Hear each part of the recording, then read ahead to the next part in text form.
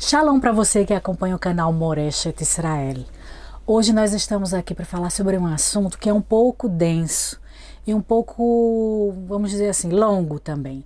Então prepara aí o café, a pipoca, o guaraná, porque tem muita história para ser contada hoje.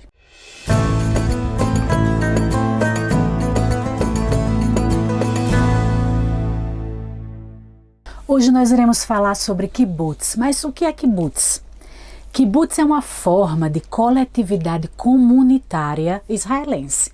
Apesar de existirem empresas comunais ou cooperativas em outros países, nenhum outro, as comunidades coletivas voluntárias desempenharam um papel tão importante como os dos kibbutzim em Israel, onde tiveram função essencial na criação do Estado judeu.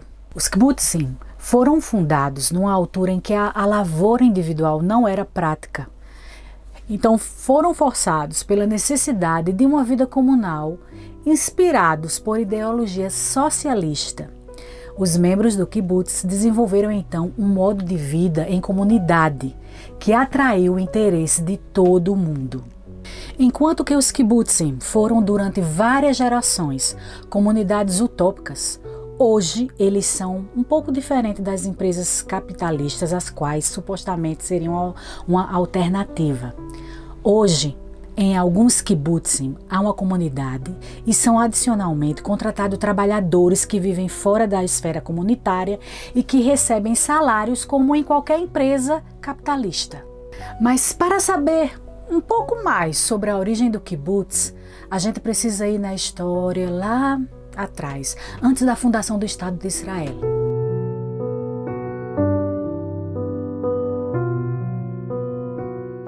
As condições de vida do Império Russo na virada do século XIX para o século XX eram péssimas para os judeus, com a exceção, é claro, de uma minoria de ricos.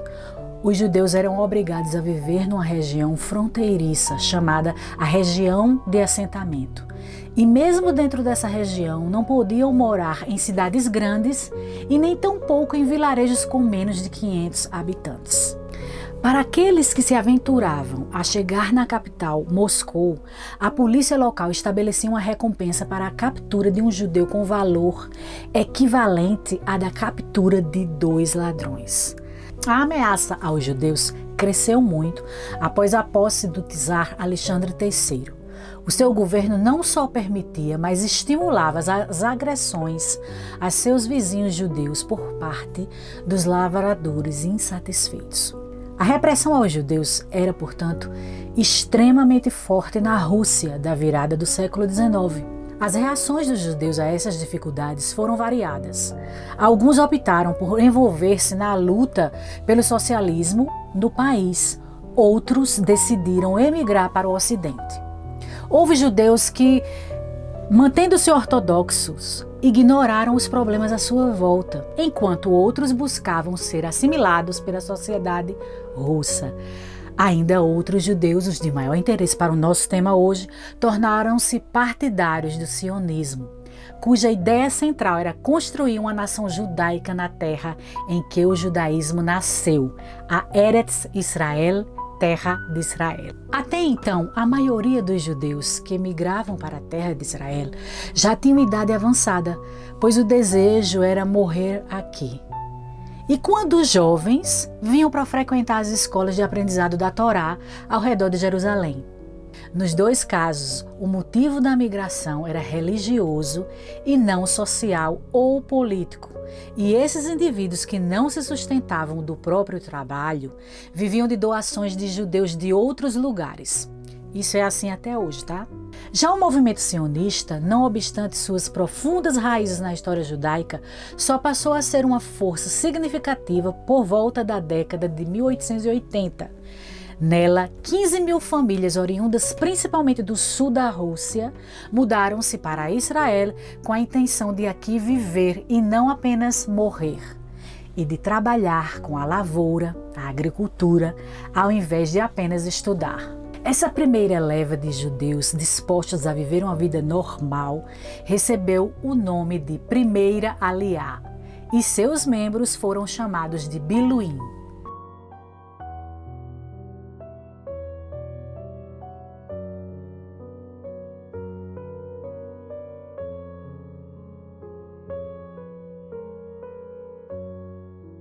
Neste ponto é importante observar, gente, que o trabalho na terra é um componente extremamente importante do sionismo. Então, o cultivo da terra era a principal ocupação dos judeus. Essa geração da primeira aliá acreditava que a decadência dos judeus na diáspora, a perseguição que sofriam e, dentre outras coisas, eram explicadas pela aversão que eles tinham ao trabalho físico. Eles não só defendiam que o cultivo da terra adviria à redenção física e espiritual do povo judeu, como chegavam a acreditar que o solo daqui tinha um poder de transformar os fracos comerciantes judeus em lavradores nobres e fortes. Em espírito semelhante, o manifesto escrito dos Biluim proclamava orgulhosamente a intenção de encorajar e fortalecer a imigração e colonização de Eretz Israel através da criação de uma colônia agrícola de base cooperativa social. Afinados com a ideologia sionista, os Biluim também exortavam ao povo judeu ao renascimento sociopolítico, espiritual e nacional de Eretz Israel. Mas o entusiasmo era bem maior do que a habilidade agrícola. Em apenas um ano, os Biluim eram dependentes de doações. E eles investiam o dinheiro dessas doações recebido em terras, equipamentos, dentre outras coisas vinculadas à agricultura. As doações vinham de judeus riquíssimos, como o barão de Rothschild, quanto também das pessoas normais, dos leitores do jornal The London Jewish Chronicle, que permitiram que prosperassem.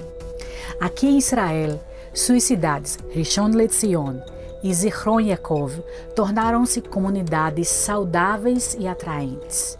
A vitória foi concomitante ao fato de que já na virada do século XIX, os imigrantes empregavam árabes em suas terras, ao invés de trabalhá-las eles mesmos, como inicialmente pretendiam. A revolução econômica sionista ainda estava por vir. Enquanto isso, lá na Rússia, os pogroms ressurgiam com muita força.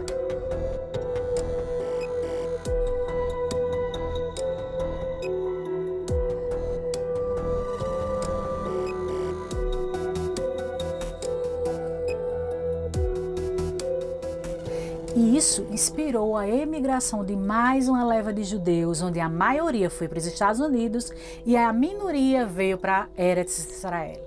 Nessa leva, o kibbutz foi de fato estabelecido.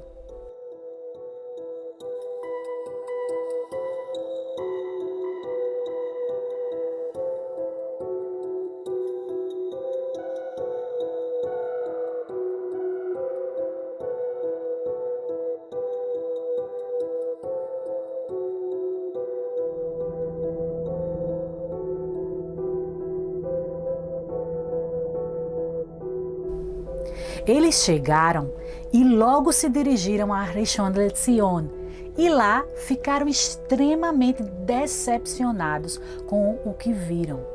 Havia trabalhadores camponeses árabes e guardas beduínos. Viram as novas vilas e recordaram-se dos lugares que haviam deixado no leste europeu.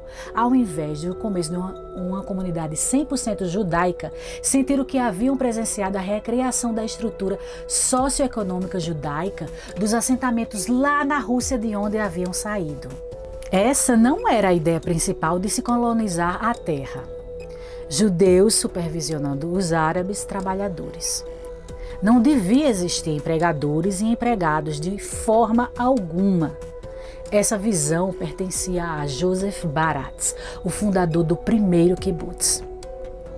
Naquela época, a terra de Israel estava sob o domínio otomano e era um ambiente rude, duro, que nada se parecia com as planícies russas com as quais os imigrantes judeus estavam familiarizados.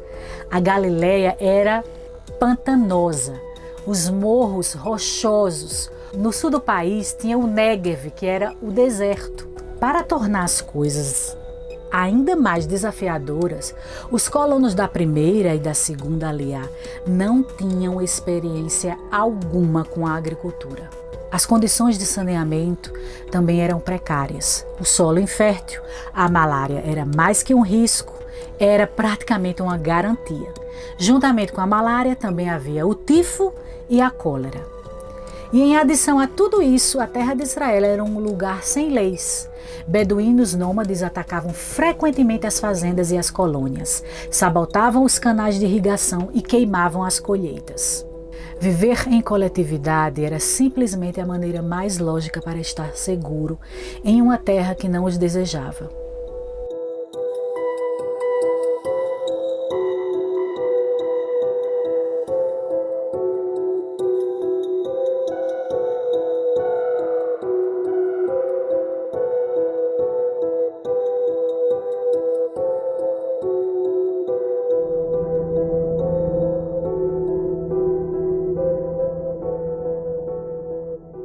Os fundadores de Digânia trabalharam duramente tentando espalhar a ideia de revolução social e reconstruir aquela que consideravam sua terra ancestral. Apesar das dificuldades, os kibbutzim cresceram e proliferaram.